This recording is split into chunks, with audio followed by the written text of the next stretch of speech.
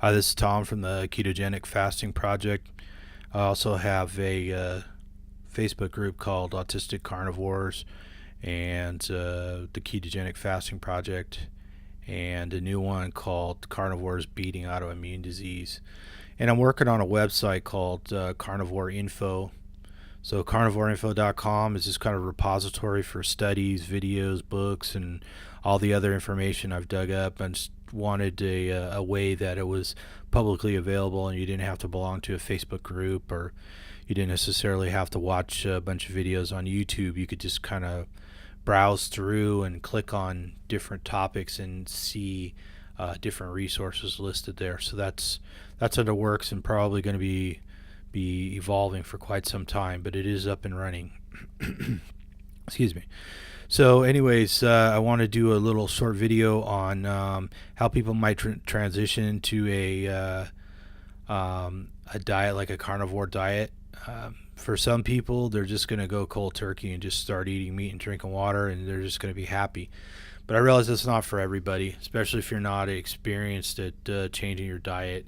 And I think perhaps one of the reasons why so many people transition from a ketogenic diet to a carnivore diet is because they've already kind of been through that experience. And the keto world is full of substitute foods.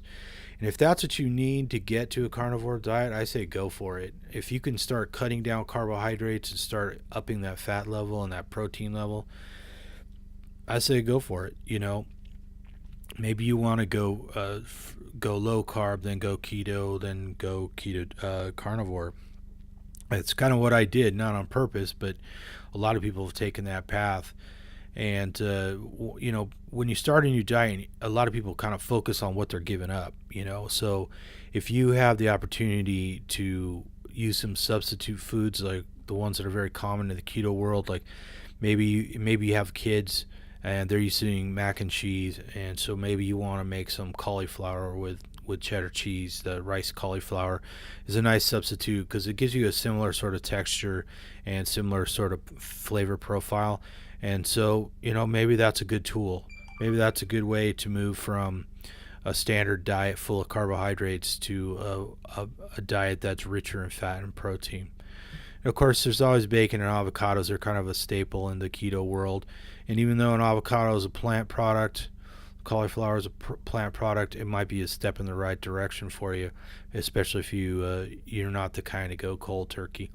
I know when I started, I didn't take the advice of throwing out everything in the house that wasn't on the diet, because I'm the only one in the house on the diet, and there's 4 other people here who are not going to go on this diet, and I'm not throwing out their food. So I just shifted from one to the other, and I didn't really have a problem. It didn't really matter to me that there was candy or crackers or bread or whatever, ice cream within arm's reach. I didn't have a problem with saying no.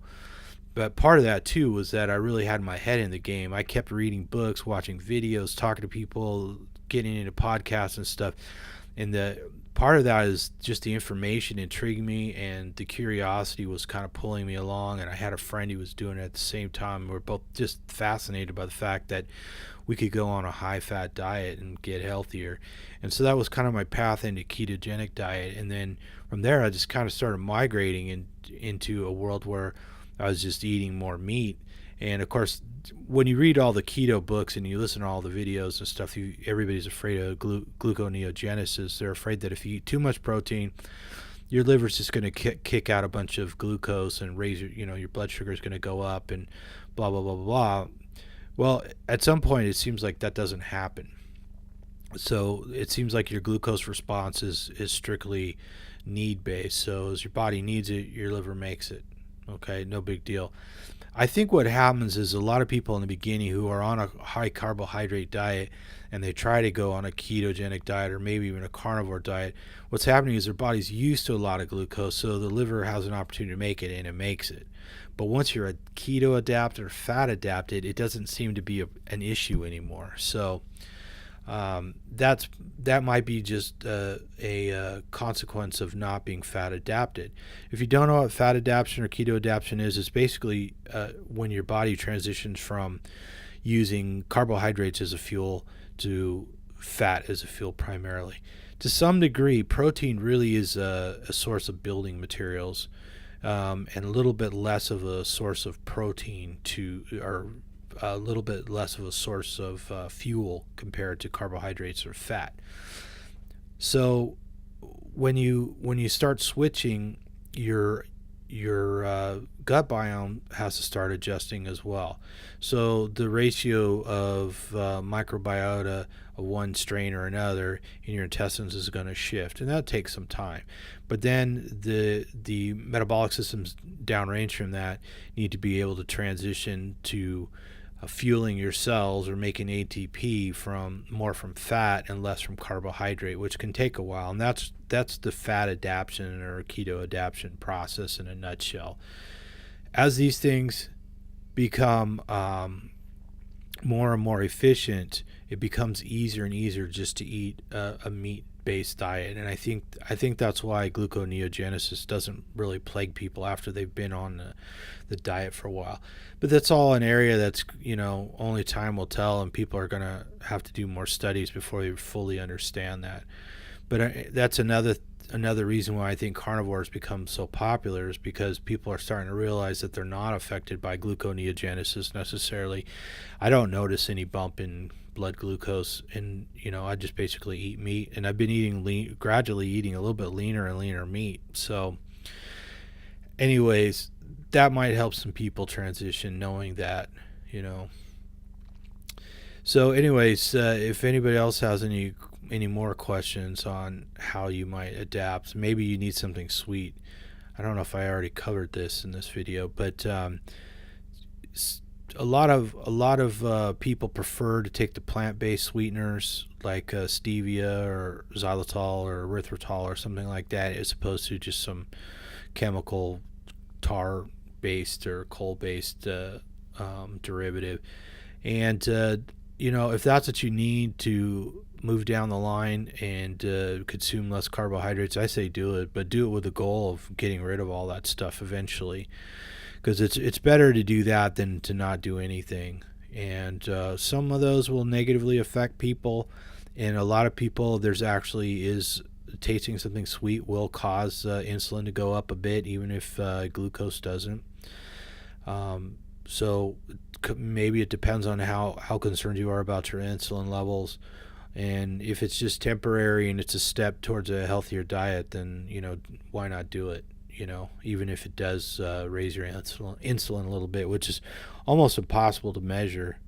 So you can't really measure that at home. So it's hard to say.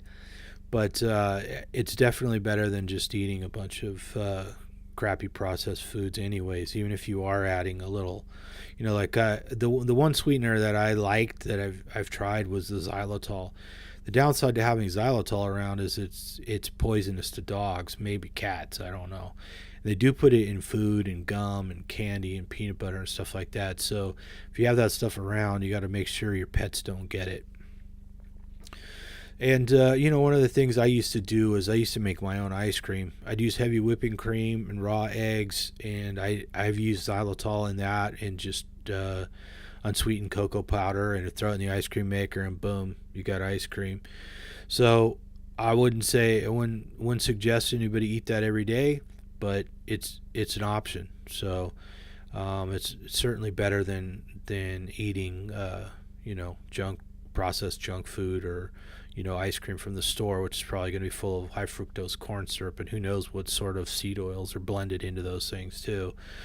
So anyways, if anybody has any more questions, maybe people want to try a bread replacement. I know my online buddy Darren makes waffles from pureed meat and eggs, and they look like regular waffles, and he says they taste great. I haven't tried it yet, but if I was going to make some bread, then I would definitely try that. And then there's also the almond flour and the coconut flour and the flaxseed flour. I tend to avoid flax and soy because of the phytoestrogens. And nuts seem to raise glucose in my case in particular. I've noticed other people, so almond flour's out. I've never tried coconut flour, and I'm not really into experimenting with substitute foods. but there's a ton of them out there, and if that's what you need to get started, I would explore it. Even if you want to be a carnivore, I'd say look at a lot of those substitute foods from the keto world. Like the rice cauliflower with the cheese on it, which is a great replacement for mac and cheese. I know a lot of people, the kids out there, probably could benefit from that because that's a pretty common food for kids is mac and cheese. And of course, who didn't have that when they were growing up? So if you could use some regular old cheddar cheese with some rice cauliflower, even though it's not carnivore, it's a step in the right direction. So I say go for it. So anyways, leave me some comments and let me know. Please subscribe to the channel. Please give it a thumbs up. Please pass the links around to other people who might benefit from it. And come find us on Facebook at Autistic Carnivores or Carnivores Beating Autoimmune Disease, or even the Ketogenic Fasting Project. So thanks again for watching. I appreciate any support I get. Feel better.